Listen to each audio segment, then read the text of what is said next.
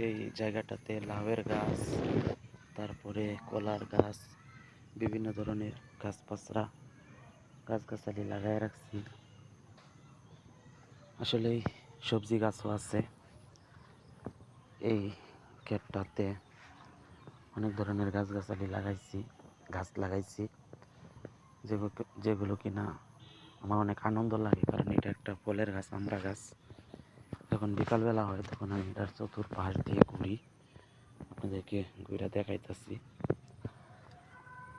এটার পাশ দিয়ে যখন নিজে ঘুরি তখন এটা উপরেও আছে আর একটা।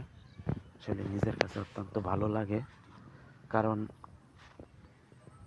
যে গাছ লাগাইতে কিন্তু আমার অনেক ভালো লাগে।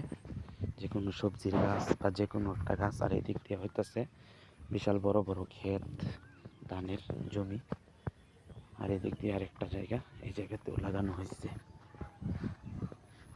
আসলেই নিজের কাছে অনেক ভালো লাগে যখন কিনা নিজে এটা বিকালবেলা ঘুরতে আসি এই জায়গাতে দেখার জন্য। অত্যন্ত সুন্দর এবং অনেক দেখার মতো। আপনারা যে যেখান থেকে দেখতেছেন অবশ্যই কমেন্ট করে জানাবেন আমার উদ্যোগটা কেমন হয়েছে। এদিক দিয়ে কলা গাছ লাগানো হয়েছে, এদিক দিয়ে